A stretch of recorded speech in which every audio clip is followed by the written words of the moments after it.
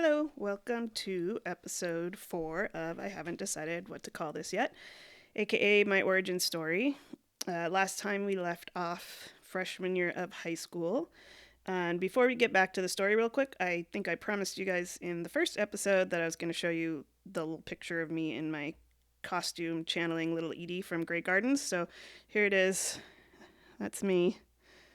I think this is probably like my dead grandmother's um, clothing. So there's that.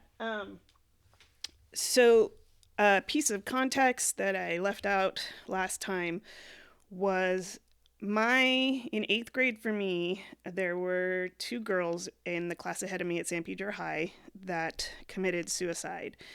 And I remember there are cliffs over down by my house that people can occasionally drunk people fall off of them because they're like peeing over the um, cliff, but this case, the drunk people that fall off actually usually live, but then if people intentionally jump off, they're less likely to live because it doesn't matter. It's a long story, but I remember the day that it happened. I woke up and my morning alarm for school, I was still in middle school, was set to K Rock, KROQ. I think it's 106.7. And in the morning, it was Dr. Drew and I think Adam Carolla did a morning show. And I heard on the news that two girls had jumped to their deaths off of the cliffs over in Sunken City. And I noted that and I felt sad about it. I didn't really know what was going on, and then I went to school that day. And when I came home that afternoon, it turned out that one of the two girls was actually my brother's best friend's little sister. And learning that was really devastating to me. I didn't know her, but I took that really, really hard because I knew of her, and she was just a year older than me. They were freshmen at Pedro High. And I was really, really sad. I remember taking a shower and thinking, like, oh, she'll never be able to shower again. And my brother was pallbearer at her funeral. So that was horrible. They were 14 years old. And the reason that I'm telling you this is because it sort of sets the stage for the emotional tone of what was going on at the high school and what was going on with my friend group. These girls were a member of the goth punk friend groups, which in hindsight might be the reason my brother told me to stay away from the goths. I didn't actually make that connection until right now, but oh well. The angsty teen in me needed to be around, other angsty teens, and so those were my people. So there was a lot. So my friend group had just lost two of their friends, and I didn't know them, but there's still this, residual residue of that. And the other thing that I forgot and remembered was that the way that Ray courted me initially was via letters, right? So we didn't have cell phones back then, so we would just like write each other letters during class, slip them in each other's backpacks, to read. And Ray was a senior. She was very outgoing, very gregarious, very confident, had, a lot of friends, loud, persistent. And as a freshman trying to find my way in high school, that was really irresistible to me. I mean, how could I resist a senior coming after me? So, of course, I, fell for her, fell for that relationship. And this part of the story is is a little bit harder for me to tell because so much happened in that period of time in my life, my freshman year of high school. So much happened that and this was like 30 years ago. So my memory's compressed and a little bit confused about the order of events and which people come in where. So I'm going to do my best to tell this story in a way that you guys don't get lost. And I hope I can do it justice, but we'll see how it goes. So Ray, what I remember most about her is that she wore this Leatherman jacket. It was like black with leather sleeves, and she smoked. And so she always smelled like leather and cigarettes. And for a long time, anytime I smelled leather and cigarettes, instantly it made me think of her. And she was kind to me. She was very kind to me. Um, I believe she loved me a lot, and I loved her a lot. She, Interestingly, although I told you last time that I remember that first touch being so intense, I actually don't remember like our first kiss, and I don't remember the first time we had sex either. She was stone butch, which, for those of you who don't know what that means, it's someone who doesn't like to receive physical touch and only likes to give physical touch, or only is comfortable giving it.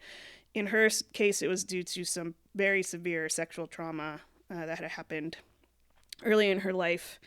And that the extent and the severity of that trauma for her and that abuse really fragmented her. She was not okay. She really struggled. She struggled with severe mental health issues and with constant suicidal ideation.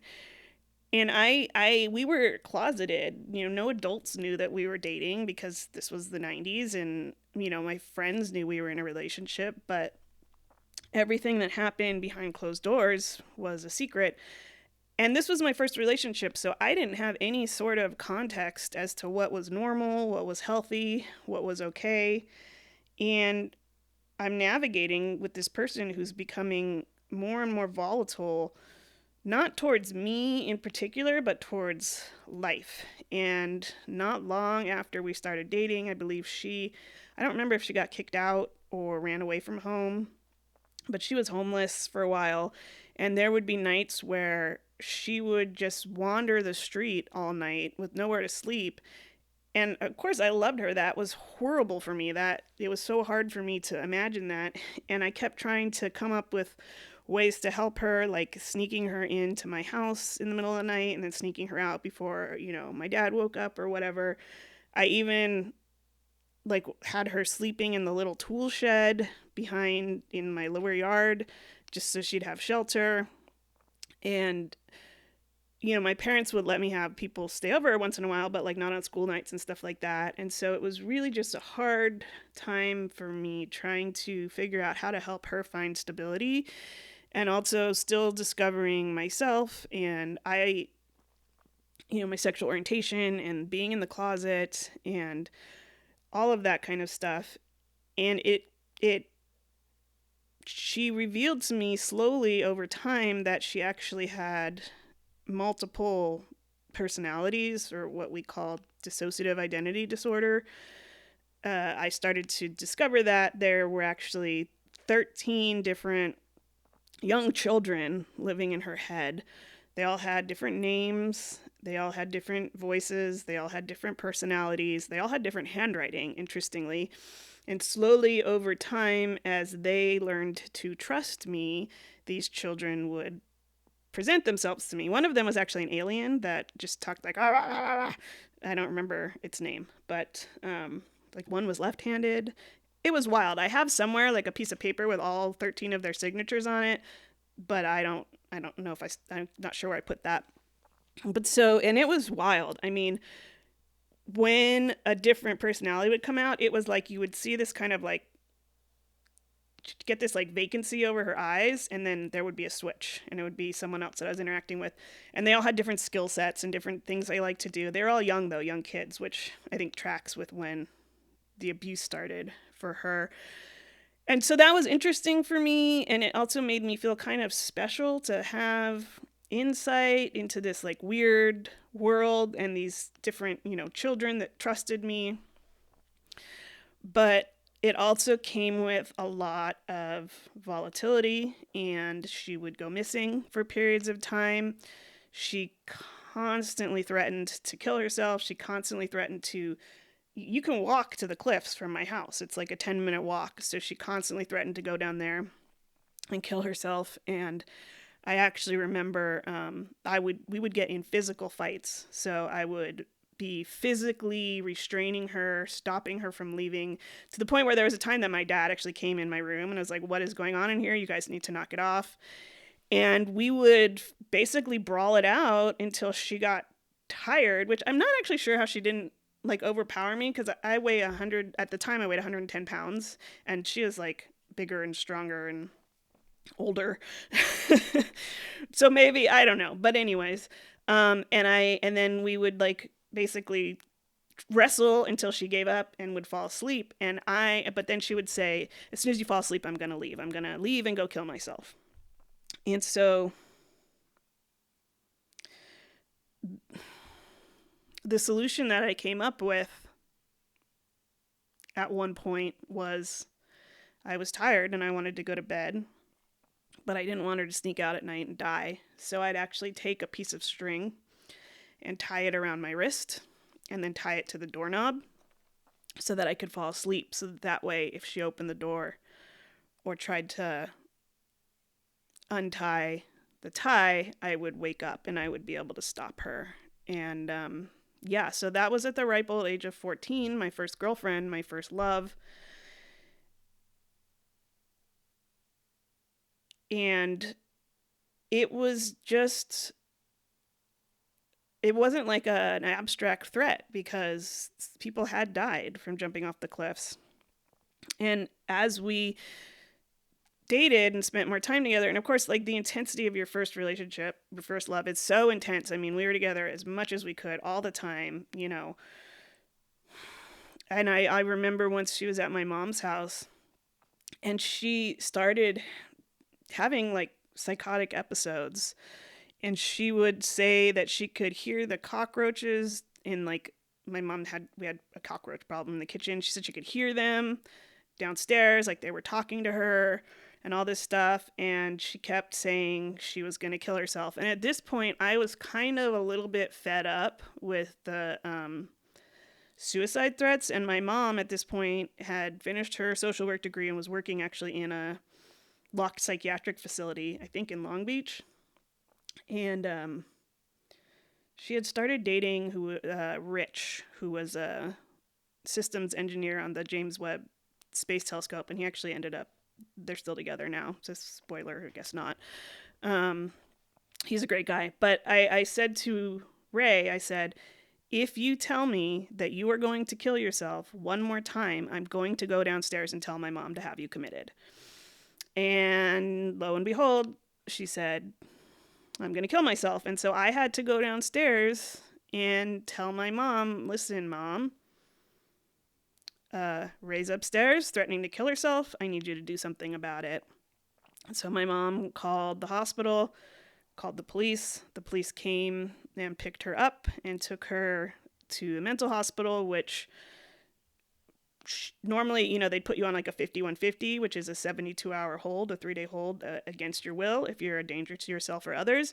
So that was my hope, was that she would get in there, get some treatment, maybe get some medication, get some help. But she told them once she got to the hospital that she wasn't planning to kill herself. She didn't have a plan.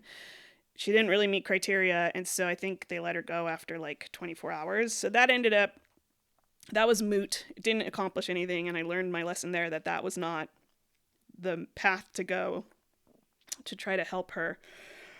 And so I, you know, was trying to navigate all this. And at the same time, my friend group, I also, as I had mentioned, Brenda, who I was totally also head over heels in love with, but I think she actually had a crush on Ray, and it was like all kinds of complicated and confusing. But I had a huge, like, giant box of all of the letters that Ray had written me, which was like pages and pages and pages of letters, because I thought, oh, this might be interesting. I could like publish this as a book one day. And at the time, Griffin and Sabine, this really cool book that like story that was told through like interactive letters, had come out. So I was inspired by that. But one day my mom's house cleaner thought, because they were in like a popcorn tin, like a metal popcorn tin, and just full of like papers folded up, and she thought that was trash, and so she emptied the trash and threw them away. So I lost like the whole archive there. But I did find this other box with letters from Brenda in here. So this is all from her, and I just randomly picked a couple, so I'm going to read you some of them. So this one is just like you can see she's got like her lipstick on it. So uh, she kissed it. And this was actually interesting. This was really interesting to read because in my memory, like I was head over heels for Brenda, but she was not interested in me. She did not want to be with me. But when you read these letters, okay, I'm going to read you a little bit. This says, this is June 19th, 1997, 4 a.m. Nora.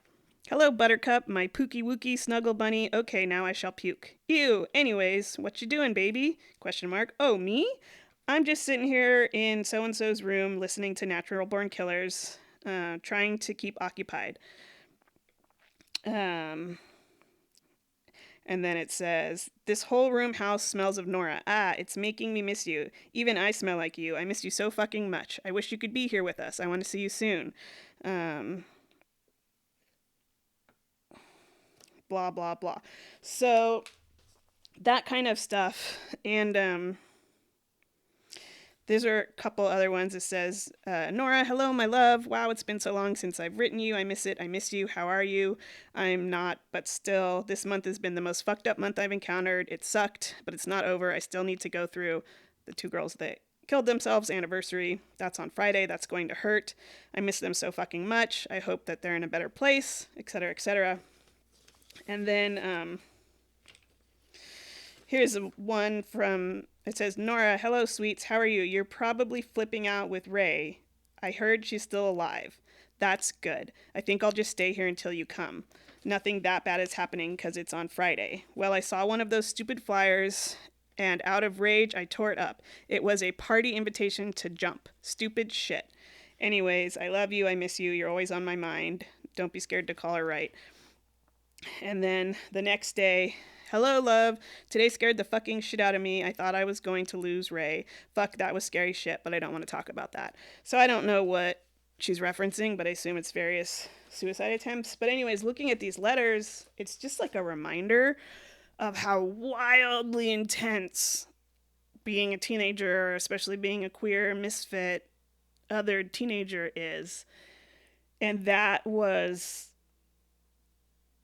yeah, it was like crazy. Like we were just writing each other these gushing love letters. And with Brenda, the only time I think that we ever did anything like other than just like friend snuggles is, and I hate to even like bring up this memory, but there was a place in San Pedro we called the Tunnels, which I think is just like a large sewer drain that we could access and go hang out in and drink in. And we were down there one time and we were drinking and I was drunk, and from my memory, I pretty much forced myself on her to like make out with me, and she reluctantly did, and it was terrible, and I felt terrible, and I still feel terrible to this day. But it was also really, really painful because it was probably painful for all of us, for her as well, because we were in this like weird love triangle where I was with Ray and I loved Ray and Ray loved me, but it was also tumultuous and on and off and drama and suicide. And then there's also Brenda, who I think loved Ray and I loved Brenda. And so I was jealous because Brenda wanted to be with Ray, and it was just all a massive, lesbian love triangle that was so not fun to be in at the age of 14.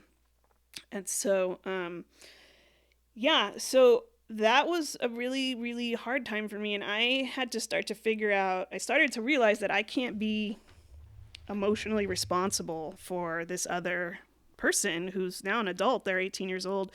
And that I can't help her. I couldn't help her. She didn't really want help. She just was flailing, and there's nothing I could do. So I had to figure out how to get out of that relationship. But of course, I couldn't break up with her, because if I broke up with her and she hurt herself, I was going to carry that guilt forever. And so I started sort of thinking of what I could do, or how I could find a way for her to be safe and also for me to be free. And so we'll get into that next episode, as well as some big trouble I got into freshman year. So I think we'll save all that for next time. And I hope you have a good day, and we'll see you tomorrow.